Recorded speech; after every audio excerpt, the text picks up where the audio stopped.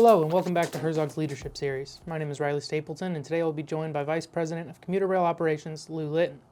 Lou has over 39 years of management experience, many of which came in commuter rail operations. He joined Herzog in 2005 as the Director of Rail Operations at Tri-Rail, where he later became General Manager. Lou has served in his current role since 2011, where he provides leadership for the General Managers of 15 commuter rails. Lou, thank you so much for joining me today and welcome. Thanks for having me.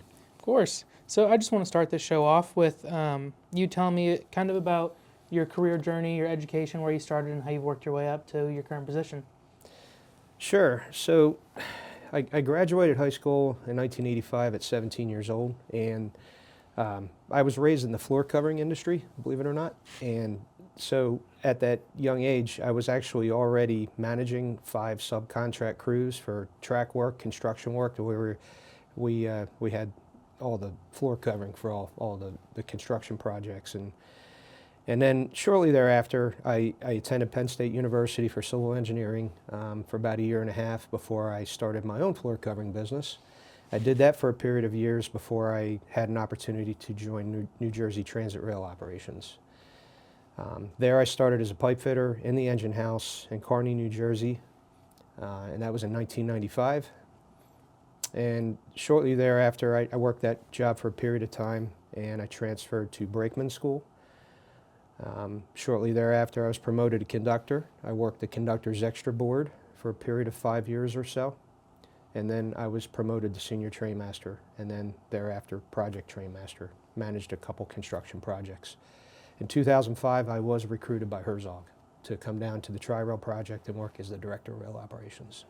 All right. So it sounds like you've just been never not managing.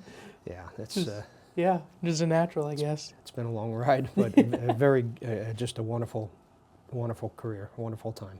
Yeah. So you've talked about kind of your rise, throughout your career, and then once you got to Herzog, we've mentioned the positions that you've kind of risen through. What kind of enabled your rise through the ranks through Herzog? Well, I think it's just I always had that get better mindset, and then having to come to a company that already had that get better mindset, I think it was just a natural fit for me. So I was fortunate in the early years at New Jersey Transit to be part of the construction projects. I was the trainmaster that was assigned the task of opening up Morrisville Yard in Morrisville, Pennsylvania, underneath the catenary. So that was challenging. I had to count the pantographs, how many trains had. I couldn't exceed 62 pantographs, I think it was, until we can get the transformer changed out on Amtrak's Northeast Corridor. But so having that background and then coming to Herzog and being part of, where Segment 5 was winding down, Herzog was just winding down the double track project at Tri-Rail. And at that time, I was really fortunate to be part of the team that took Tri-Rail operations from 30 to 40 to 50 trains a day. And so that was a huge part of it. And then, of course, later on, out in New Mexico, I was blessed to be part of the team that, we expanded service 50 miles into Santa Fe, the Santa Fe expansion. So just being there to support those teams and always being relentless and, following through, and no matter what it takes, no shortcuts, no exceptions, whatever it takes to get the job done. And it's just, I think that's helped contribute. Mm-hmm. Mm-hmm. Yeah, absolutely. Do you think, you mentioned you were managing a bunch of people even when you were 17. How do you think, that exposure when you were younger has helped you even to this day in your career? Well, great question. I think what comes to my mind at first with that question is just, there's been a lot of sports analogies to Herzog where not everybody gets to wear the Herzog jersey, right? And we're very proud of that and protective of that. It's the right body, not just anybody that we hire. But at the same time, you have to know your players, and I've always said that. I learned that early on, I think at that stage.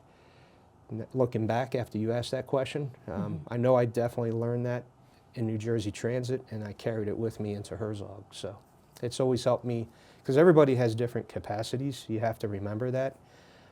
Not everybody is as far along as you are in their career, and everybody needs some help along the way. So our job is to mentor and foster leaders, and I think that started early on. Mm-hmm. So I was very fortunate that way. Yeah. Kind of forced into it, really. Yeah. I mean, I guess, you've kind of been touching on it, but I wanted to ask about, what are some of your values or beliefs that you think have attributed to your success? Well, family first, obviously, but integrity, honesty, doing the right things, especially when it's hard, because there's a lot of difficult decisions you have to make along the way, and I think that's really contributed. Mm-hmm. Switching to more of the technical side of it, what kind of natural skills or abilities have also helped you in your career? I would say character, patience, active listening skills. That has helped along the way. Understanding, I mentioned knowing your players, Mm-hmm. but it's more than that. It's knowing what they need and listening to them and understanding what the needs are. And then not just that, but following up, making sure that we're putting the proper tools in their toolbox to make sure they're able to get the job done. Now, managing a lot of people can't always be easy, and every person's a different person. What would you say is the most difficult part of being a leader, and how have you overcome that?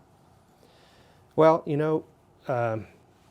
there's a lot of answers to that question, but I think what comes to the forefront of my mind is, in our trainings, in R Factor and Relentless Leadership Training, there's that one slide that talks about today I get to.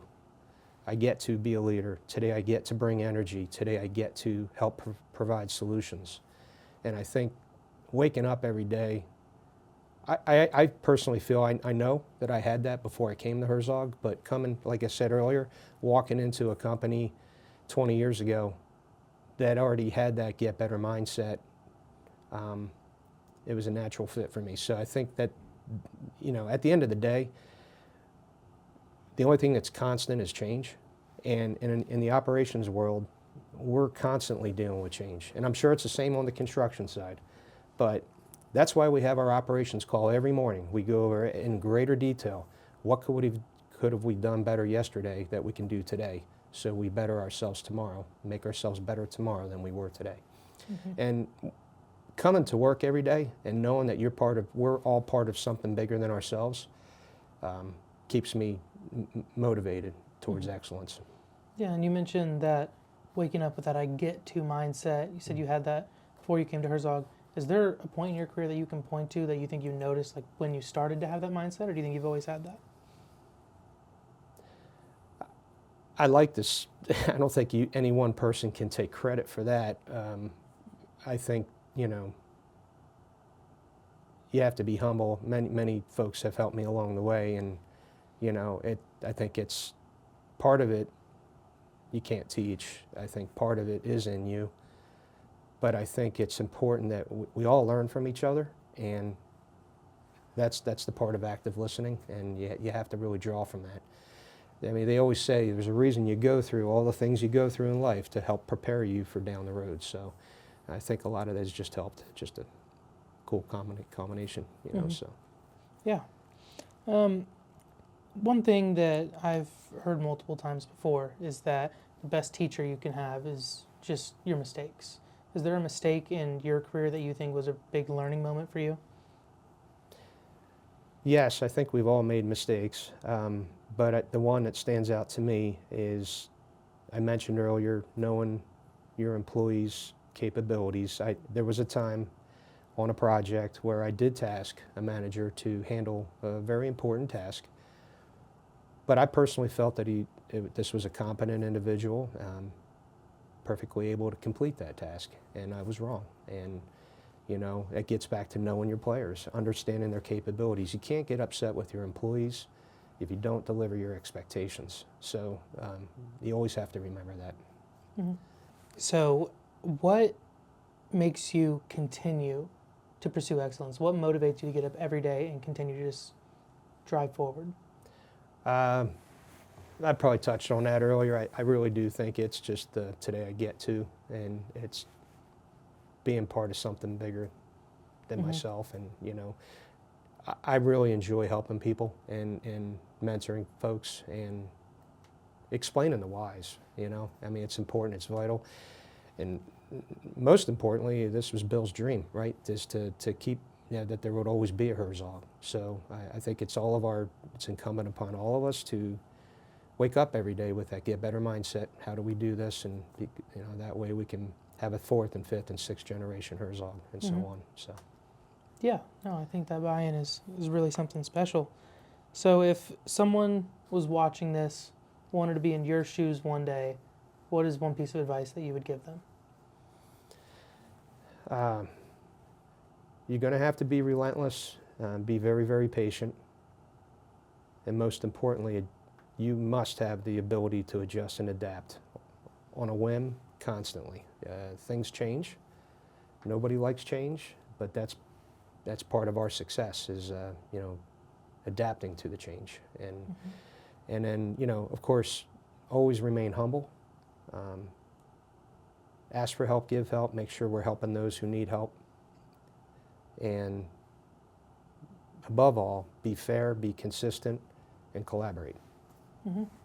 Not one person in this company says this is the way we're going to do it. We always kick it around the table, and we together. We're better when we're stronger when we're together, and always remember that. You have your team. I've always told my managers that you may think you're alone, you're not alone. You have help. All you have to do is ask for it.